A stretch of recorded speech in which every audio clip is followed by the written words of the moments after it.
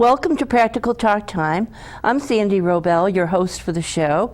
And the show today is Dream Zone. It is the latest book that has been written by Elaine Kuzmeskus. She's an astrologer, a medium, and an author. Welcome to the show again, nice Elaine. To see you, Sandy. I'm very happy to see that you have another book out. Is this number 5 or 6 or? This is number 6. Number 6. Yeah, I knew it was somewhere there. Yeah, thank you. Yes. Yeah.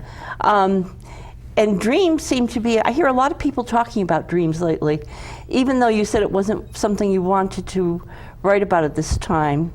You know, there's like 3,000 or 4,000 books on dreams, so I thought, I don't think we need another dream book. But then, you know, I do so many lectures on dreams and astral travel that people kept saying, Elaine, have you written anything on dreams? So I put together a book on dreams, astral travel, and spirit communication. So it's a different angle on dreams. It's not just your standard dream book.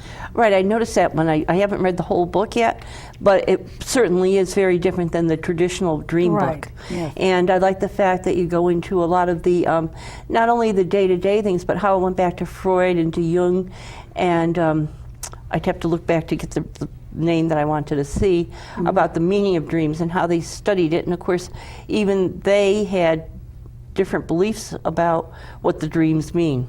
Right. You know, actually dreams go all the way back to ancient Greece. In ancient Greece, they had thousands of temples dedicated to the god of healing, Asclepius.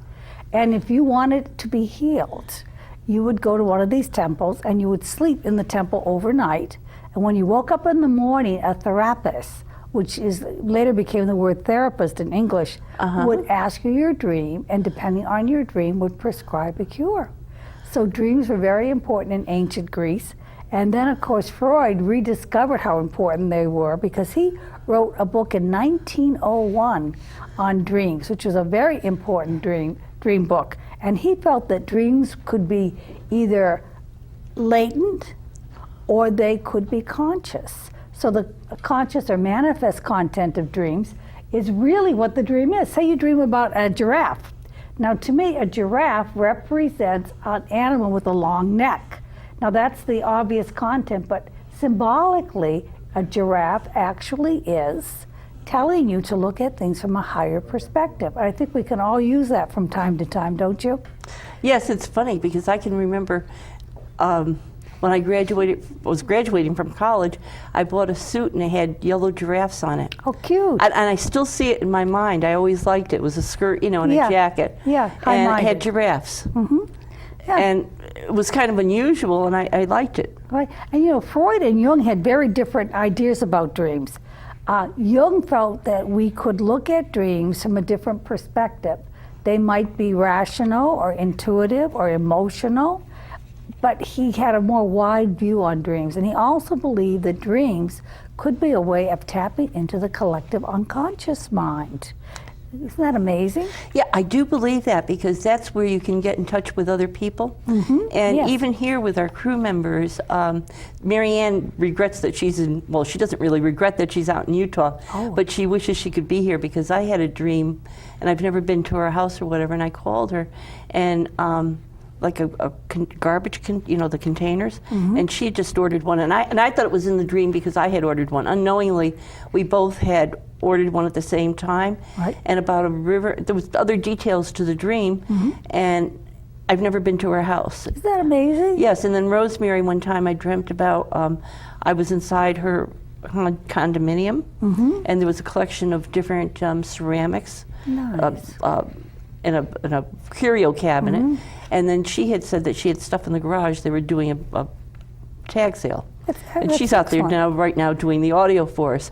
So it is the collective unconscious. When I read about that, I thought that's interesting because very often I will have dreams about people I know, and if I mention it to them, there's a connection there. Many and I'm times. thinking, why? Where does this come from? You know, well, Jung also believed in synchronicity.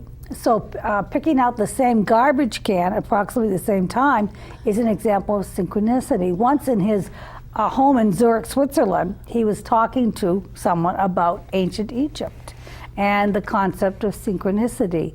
And all of a sudden, this is in the wintertime when you wouldn't expect incense, a scarab went across his desk.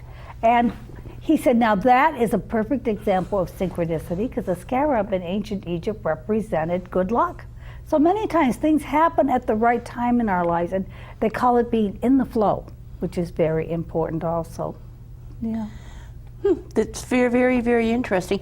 I think that's where a lot of people are talking about dreams, or more and more I'm hearing people say, I wonder what it means. That's true, very true. And I noticed in your book you do give examples of what you dream and what they mean, which was in many dream books.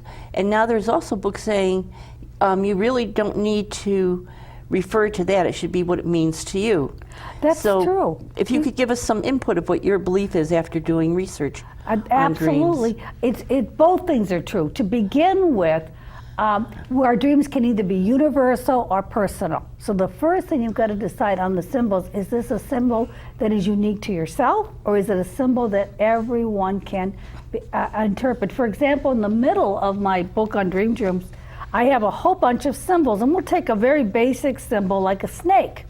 Now you realize in different cultures, there's a different way of looking at snakes. In our culture, we think of the medical profession with the caduceus. But in the Hindu culture, a snake represents the kundalini, or the psychic forces of life.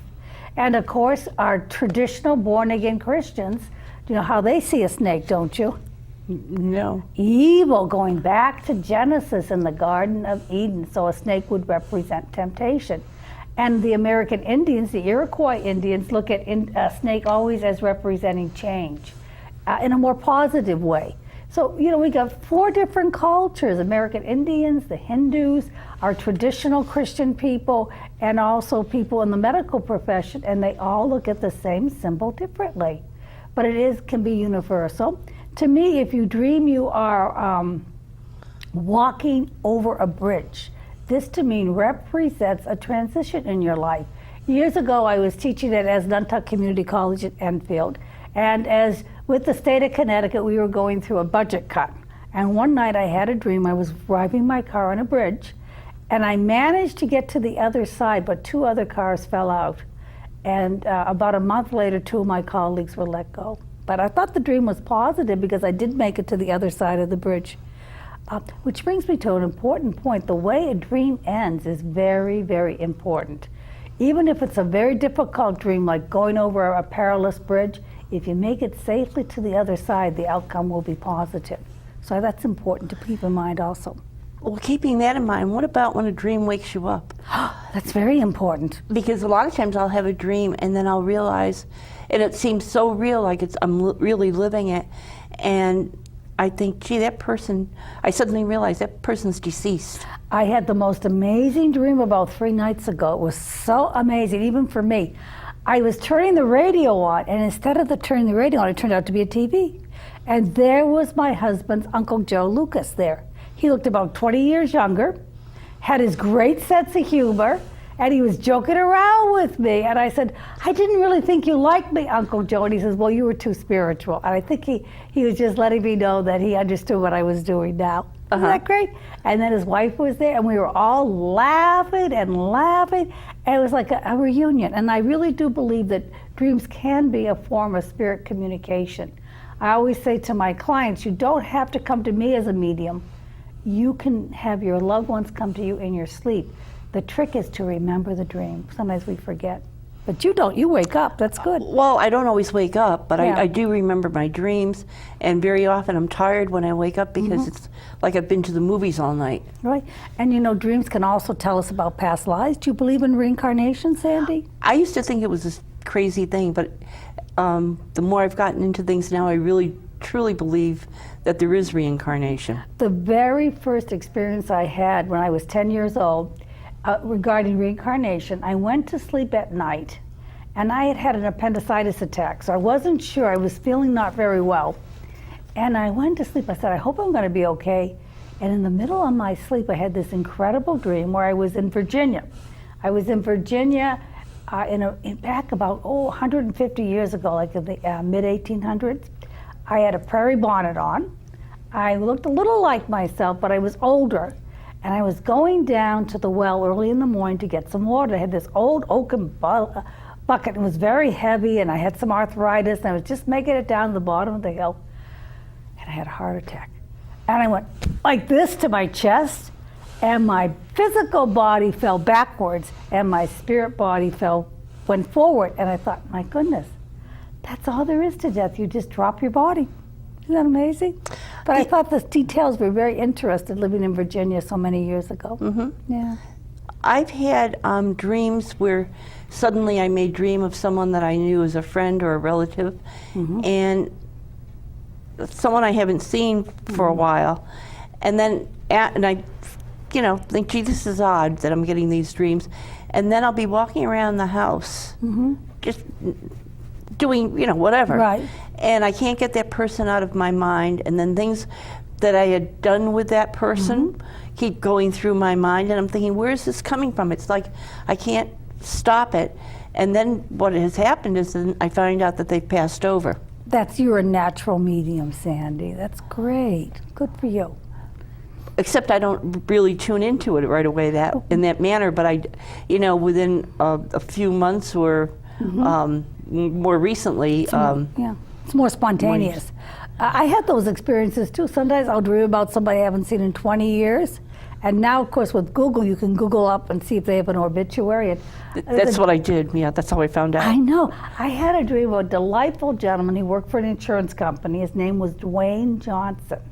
And we had been friends, but then he and his wife moved to New Hampshire, and we lost contact. And about a year ago, I had a vivid dream where I saw Dwayne, and he looked happy. He was playing the saxophone, and he was just saying hello. And I thought, it was so vivid. I said, I wonder if Dwayne is still alive. And I Googled his name, I Googled the town in New Hampshire, and unfortunately Dwayne had died about 10 years before. But I thought it was like saying goodbye, even though it was quite a long time. But it made me feel good that he came back and said goodbye to me, in a dream. I didn't know if that was that common with people. Or it can be. I've heard many people say that. Yes. And then it seems after I find out that information, that I'm not getting those dreams and whatever. You can astral travel in your dreams? Yes, I do. Yes, you can. I've done that without trying. I know, it's spontaneous, but it's very interesting when it happens. I had a student psychology student in Enfield, Connecticut, and I was doing a lecture on dreams for my psychology class, and he said, Mrs. Kuzmeskus, I have a story for you. I said, oh, I love stories. So after class, he said, I just got out of the Marines, and I was over in California at base camp. And I had the most amazing dream. I saw my mother sleeping on the couch and the dogs outside barking to go in, and I was very concerned. I woke up at 2 in the morning because my mother had been ill with cancer, and I thought, what's going on? She always brings the dogs in and she sleeps in the bedroom. So 2 in the morning, he calls his mother in Enfield, Connecticut, and she goes, oh, I was sleeping on the couch. I just fell asleep watching TV. And I have to bring the dogs in. I'll call you tomorrow morning. You know what? That was astral travel. He, in his dream state, had actually left his physical body in California, and in his spirit body, he went through time and space to Connecticut. And what he saw in that astral state was exactly what was going on in real time. Isn't that amazing? It is, yes. Yeah. And unless you ask people to verify, it's kind of hard to tell. It is. And very often I'll meet people in my dreams that I've never met. Oh, that's and yet good they're very real. Isn't that something? Yes. And I don't know who they are, but in the dream I know who they are. And sometimes you'll meet people in your dreams before you meet them in real life. Edgar Cayce said everything of importance we see first in the dream state. So it's very common for people, say, to dream of a new acquaintance before they meet them in a dream. It's common for you to dream of major moves, and some people even dream about earthquakes before they occur. Years ago, I had a dream. I was down in South America and in Peru, and I was helping a lot of people getting out of Wrobel. And when I read the morning's paper, there had been an earthquake in Peru that day. Isn't that amazing? And I do believe some of us enjoy doing service work in our dreams and go to different places and help out. Now, how do you come to the conclusion it's service work? Because I was helping people out of, a lot of people died at that time, in that earthquake. I think over 700 people died. And I do feel light workers, people that are dedicated to helping others, often in their dream state astral travel and help people who are in disasters, which is interesting. Yeah. Would that be both the ones that are still living or the ones that have Could passed? be either. Both? Whoever Could needs be. assistance. Whoever needs assistance. Now, you mentioned Edgar Casey. Some of our viewers may not know who Edgar Casey was. He was very famous. Yes. And you can go down to Virginia Beach. They have a place down there.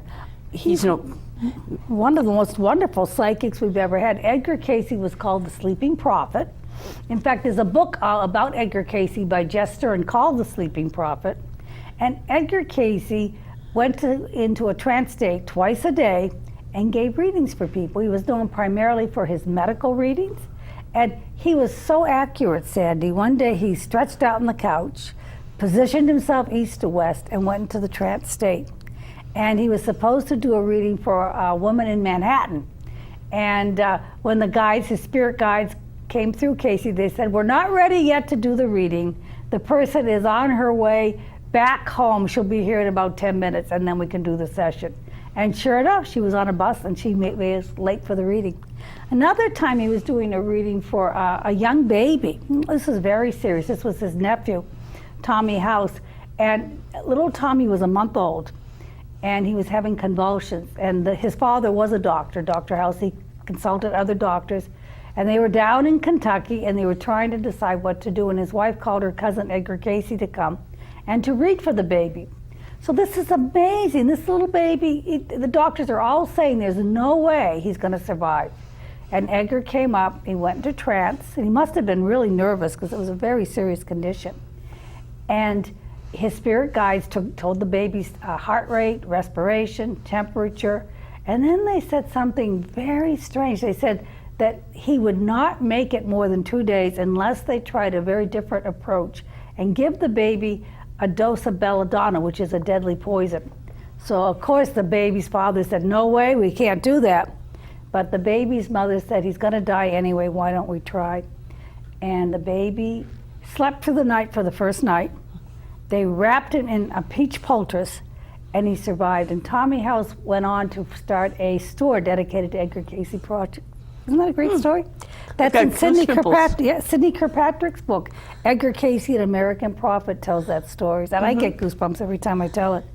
But the thing is, that baby would not have survived. But there was a giant step dog. forward. I can't imagine what a predicament, but I guess she felt... They let the mother make the final decision. They said, the doctor said, "We will not do this. It's up to the baby's mother." And the baby's mother said, "I'll do it." And I think it's just great that Tommy House grew up and devoted his life to helping Edgar Casey people. Wasn't Edgar Casey also a Methodist minister? I don't believe he was a minister. A lot of people thought he was a doctor. They used to call him Dr. Casey, even though he had a 4th grade education. Oh, for some reason I thought he had been a minister. No, but he had a wonderful quality like a minister. Yes. Someone must have said that one time, and I just thought they were telling me the right thing. Now, you also talked about, or in your book, about the Tibetans. Yeah, I love Tibetan philosophy. Can you tell us a little bit about the Tibetans? Well, to me, the Tibetans are the masters of the astral travel. They can travel the timelines.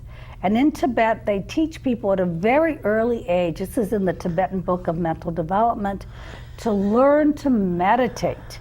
And they meditate daily, they practice for hours at times, and they even have a practice called Tumo, T-U-M-O, where they go into a trance state, and they show how they can complete control over their bodies. Dr. Herbert Betson, in his book Beyond the Relaxation Response, talks about how he went to Tibet, and Tibetan monks, in the dead of winter, and it does get cold in Tibet, had these wet blankets on them, and they would go into a meditative state through the night, and the blankets would begin to steam with heat, and this is internal heat, and they do marvelous, wonderful things. They can also stop their heart, they control the autonomic nervous system, and they are able to gain prophecies by traveling the timelines into the future, as well as read past lives by traveling the timelines into the past. It's an incredible culture. I wish that we knew more about the ancient Tibetans because they seem to have more secrets than we know. But even the Dalai Lama has a wonderful spiritual presence because he believes in compassion. Very strong. And the Dalai Lama is supposedly the 14th incarnation. Isn't that amazing? Right, and he was just here a year ago. I didn't get to see Yes. him, but he was He here brings at West compassion Con. and love wherever he goes. Yes. Yeah. And when you were talking about the Tibetan people, what about today? Would it still be a practice that they all are trained this way in their families? Well, I think Tibetan people are much more advanced in some ways than Westerners. If you ask Tibetan people about death, they just laugh. They don't believe in death. So they have a very positive attitude. But in Tibet, they're very concerned about the happiness of the people, not just how much money they have, but how happy they are. Isn't that a great idea? It is. There are many people that have money and they're not happy. If you read the book 7 Years in Tibet, they tell a great story of how the Tibetan leaders, this is in 1947-48, actually had a state oracle. And the oracle would be a trance medium, a very strong trance medium, that would go into trance, and the Tibetan leaders would ask the oracle questions. And based on the Tibetan oracle's reply, they would make decisions about the government. Can you imagine if President Obama would consult spiritual oracles to gain information about what would make the American people the happiest, how much our society might improve? Might be not be a bad idea. But the Tibetans really, I think, are very advanced because they do believe in life beyond death. They believe in living a life of compassion. And they also honor the Buddha. They honor the God, their God Buddha, with great compassion and devotion, which is a beautiful thing.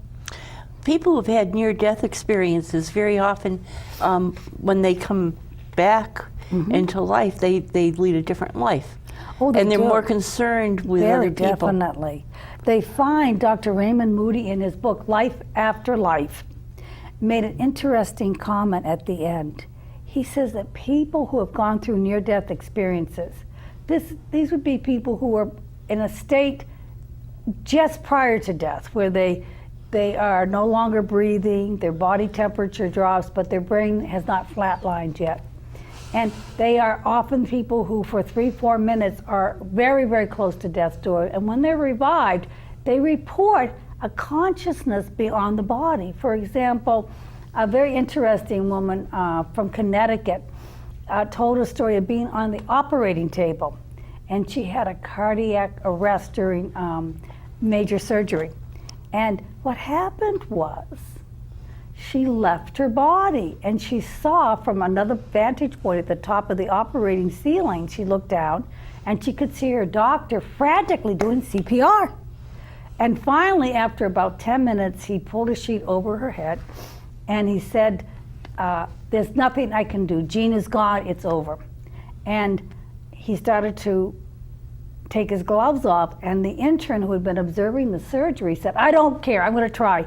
And this intern with a ponytail, this is back in the 1970s, pulled the sheet off her, started doing CPR, and whoosh, she was back in her body. And that's a true story. And that was Jean Loomis, who runs the Aquarian Center in Connecticut, told that story. And she's a marvelous psychic, and she became very intuitive as a result of her near-death experience. Huh. Isn't that amazing? It's incredible. It is. And It's true. it's like it was meant to be also that intern. Oh, the way he just said, that's it, I'm going to try again, and he did. And he didn't worry about the doctor he was under or anything. he just had, and I really do feel we have spiritual beings that assist us in birth and death. Apparently it wasn't Jean's time to go, so her spirit guide said, okay, let's give it one more try, and she was right back. Now, I had been told several times I should keep a dream journal. Of course, I haven't. Now that there's some dreams I have had that I recall, I recall many of my dreams very vividly. Yeah. And I know some people claim they don't remember their dreams. Right. And I'm wondering if you keep a dream journal. Yes, in I retrospect do. now, I wish I had, because there would be dates that I could look back. When did I really have this dream, you know? I've kept a dream journal since I was in college. And what I do is, when I first get up in the morning, I write my dream down. Now, this is very important, because if you wait 10 or 15 minutes, you forget much of the dream content. And then later in the day, I underline symbols and names, and I try to do an interpretation. Now, if you're not ready to understand the dream, you may not interpret it immediately. Years ago, my cousin Janice was quite ill. She had a cancer, but she was in remission for about 5 years, and I had a dream where I was on the second floor of her house. And as she was walking across the floor, it was a bare room, her feet kept going through the flooring. And finally, I realized something was very wrong. And in the dream, I thought, well, maybe she doesn't like her house. Unfortunately, the dream was telling me that the cancer had returned because she had bone cancer. And 2 years later, she died of bone cancer. But I wasn't really ready to let go, so I put a different interpretation on it. And I do think we're like that. We don't get the real interpretation in the dream till we're ready for it. It's important. In your book, you also talk about, I know people would really enjoy your book. I haven't finished all of it. It's just chock full of information, much more than we're even talking about. Oh, good, thank you. And in it, you even talk about today there's still people that use dreams for healing. And you had talked about the ancient Greek temple where people would sleep overnight. Do people actually go to sleep at a healer's place of business, or what do they do with it today? No, I think the best way, if you want to use dreams for healing, is to talk to your subconscious mind or your higher mind. And what I usually do, I like it for mental healing. Say I have a problem, I will write it on a 3x5 card and put it under my pillow. Usually within, I would say 3 days, you'll get a dream regarding that issue. Now, last night I had a dream when I came, before I came to the studio. My dream this morning was just relax. The day's gonna go a little different, just relax. And that's how it's been. And we're down to less than a minute. Yes. And I'm so glad we've been able to talk about your book on Dream Zone, and maybe someday in the future when we can schedule a time when you can come to our call-in, we could have people call in with their dreams. Wouldn't that be fun? Yes. I love interpreting dreams. It's one of my Yes. favorite things to do. And you use that together with your mediumship too? Yes, I do mediumship, and I also enjoy interpreting dreams as well. Yeah. Wonderful. So glad to have Thank had you you so on the show much. again. Yes. And for our listeners, I hope that you are able to read the book. It's very enjoyable and informative. If you have any questions about Elaine Kuzmeskus' new book, Dream Zone, you can contact us at practicaltalktime@yahoo.com. Thank you for listening, and we hope you enjoyed the show. Good. It was fun.